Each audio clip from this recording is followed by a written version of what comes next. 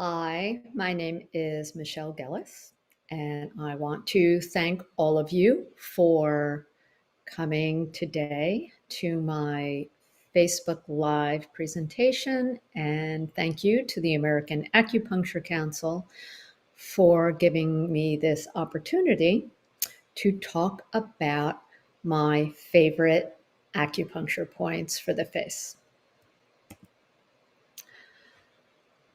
I have been teaching cosmetic acupuncture for almost 20 years now. And during that time, I frequently get asked, what are my all-time favorite points for either lifting the face or enabling more movement, more fluidity in the facial expressions. And so I have put together my top 7, and I'm going to start out with points that I use in my protocol that are mandatory for my students, and they are what I call stomach 3.5 or stomach 3.5. It's almost like stomach 3 3/4 because it's pretty low down. So normally when we find stomach 3, we get in line with the center of the pupil and we come down over the cheek, and that is stomach 3. But for stomach 3.5, you want to come down until you're all the way over the cheek area, and you are going to needle straight up into either the fatty part of the cheek, or if your patient is very thin, you can even get underneath the cheekbone and right into the foramen in the orbital rim. And so that's stomach 3.5. And the next point is small intestine 18, which is found on the outer canthus of the eye. You come down, and the same thing, you're going to needle straight up. And in some individuals, you'll be into the fatty part of the cheek, maybe into the fascia, or to what we call the SMAS layer, which is the superficial muscular aponeurotic system, which is what enables the muscles to control the movements on the face. And for some individuals, you'll actually be able to get underneath that cheekbone.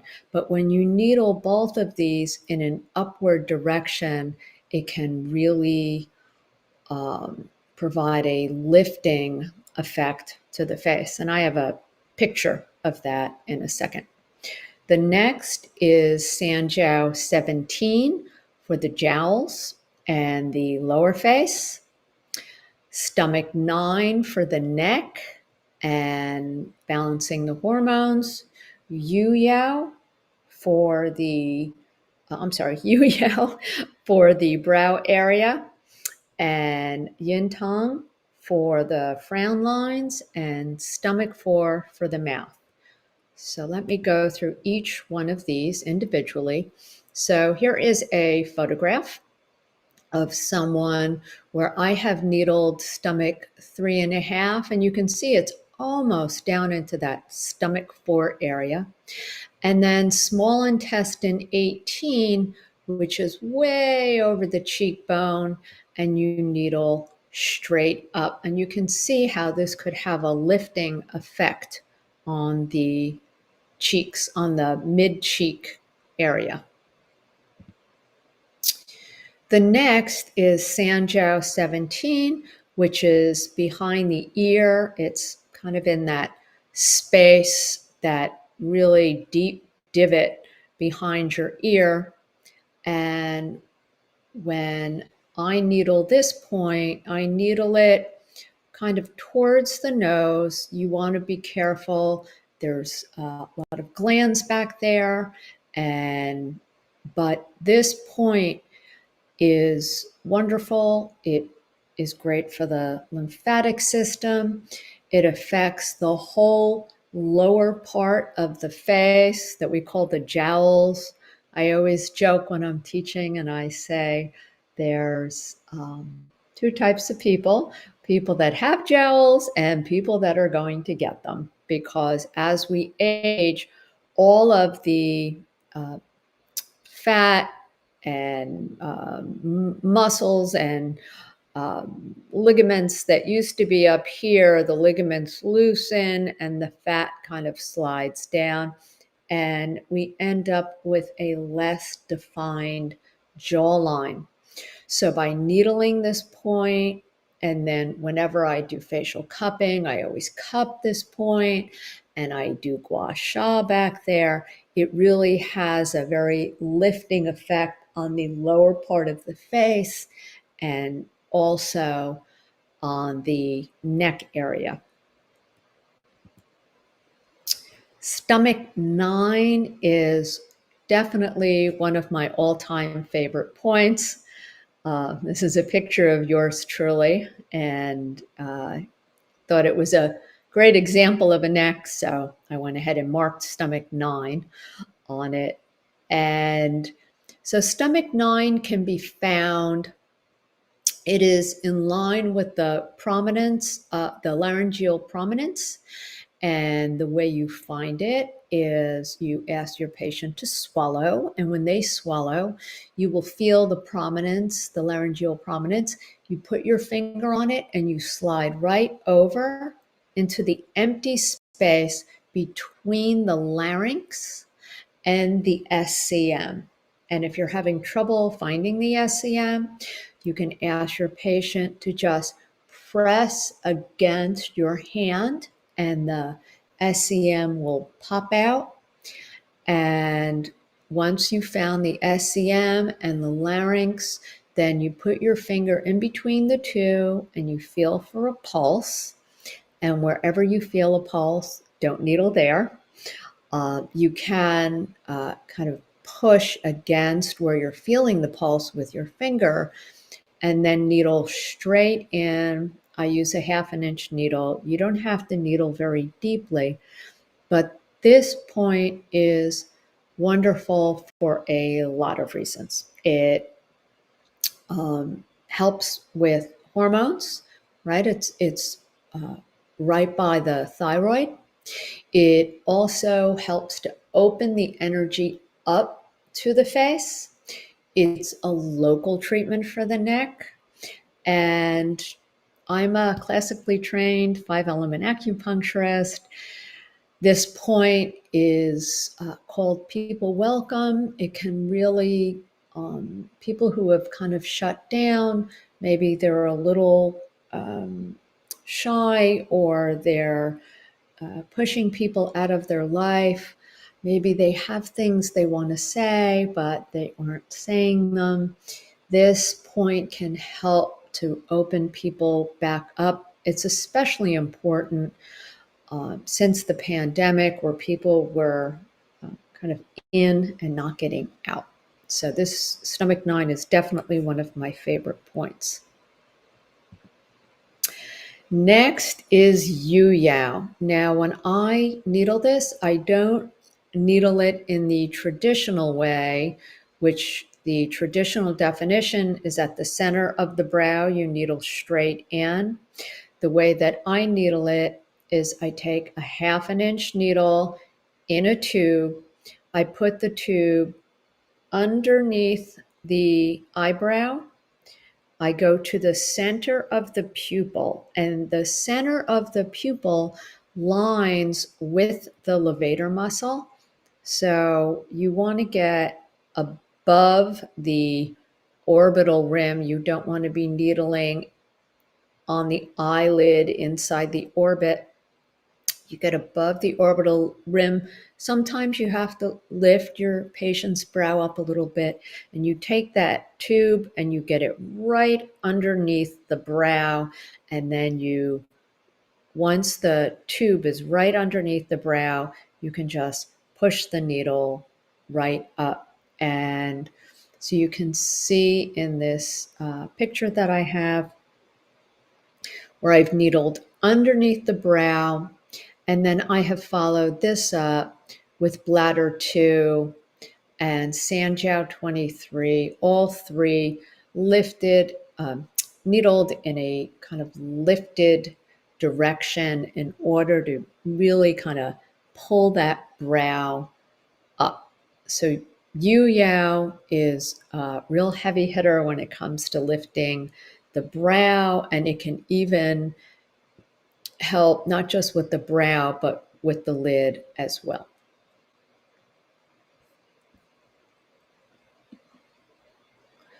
Next are those frown lines. So in some people, we have just the one line in the center. And if that is the case, I will thread yin tong right through the wrinkle. I needle it in an upward direction, right through the wrinkle. And again, I'll use a 1/2 inch needle. And this serves three purposes. One is it relaxes this whole area and relaxes your patient. And it also works right on the procerus muscle, which is this little triangular muscle here, which pulls this whole area together. And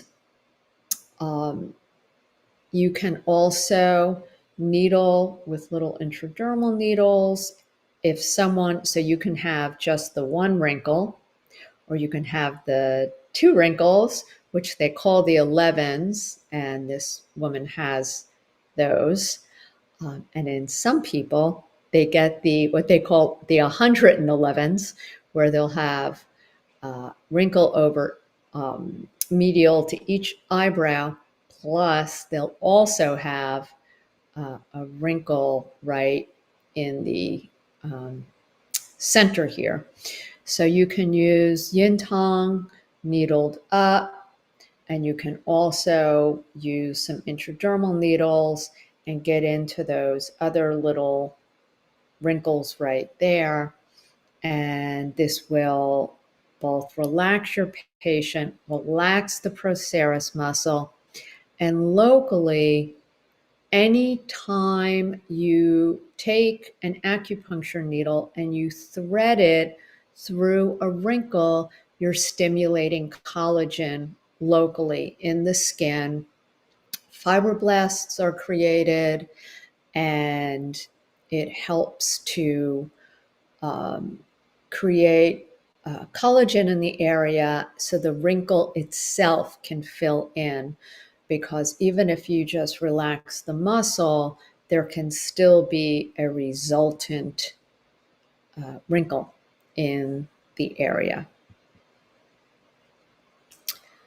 And the last point, which is another favorite of mine, and this is a real powerhouse for the whole mouth area. And the mouth area can be difficult to treat because there are a lot of different issues or concerns that individuals have with their mouth, not just cosmetic, but also with issues with movement. And I'm going to back up real quick a step. This can be the same with, I was talking about using Yu Yao for the brow. If someone has had Bell's palsy, you can use the point needle the way that I said, and this can help get movement back into the brow area, lift their lid if they still have drooping or if they've had a stroke. So stomach 4 is right in this area called the modiolus, and it is just lateral to the corner of the mouth. And the reason why this is such a powerhouse and why it's one of my favorite points is the muscle around, it's not shown in this picture, but there's a muscle that goes all the way around the outside of the mouth. So this is the orbicularis oris. And people get wrinkles all around their lips. So by treating pretty much any of the acupuncture points like REN 24 or stomach 4, any of the acupuncture points that lay around the mouth, you are going to treat the whole orbicularis oris, which really plays into these wrinkles around the lips. So that's one reason. And the other reason is people can get these frown lines that go, they're called marionette lines, but it looks like the person is frowning even when they're not. And the wrinkles go from the corner of the mouth down to the jawline. And by treating stomach 4, you can see all the different muscles that stomach 4 is attached to. So the buccinator, which is very deep here, the rosaris, which pulls the mouth this way. You have your zygomaticus major, and that helps to pull the sides of the mouth up. You have your platysma, which runs right, it hooks onto your jaw and then goes all the way down over your clavicle.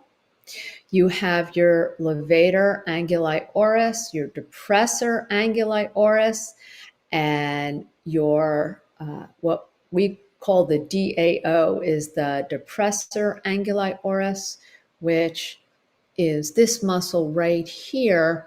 And this muscle right here attaches right onto your platysma. So you can see all these different muscles, 1, 2, 3, 4, 5, 6, I think there's 8 muscles that are attached to this modiolus, which is our stomach 4. So by treating stomach 4, you're treating all of these muscles. You're helping lip wrinkles, you're helping the drooping that can go on, and also laxity. Since the DAO is attached to the platysma, when you treat the DAO, you help to reduce any pulling on the platysma, which can cause those platysma bands that can happen. So I love stomach 4 and I highly recommend it. You can needle it straight in, and it's actually a motor point for treating the whole mouth area. And so those are my favorite points for treating the face. There are many, many more. There are many muscles on the face, but those are my top. And if you want to learn more about cosmetic acupuncture or acupuncture for treating neuromuscular facial conditions, you can go to my website, facialacupunctureclasses.com, and learn more about. I've got a lot of free videos. I have a lot of free information, handouts, and plus my class information. So thank you for showing up today, and I look forward to seeing you again next time.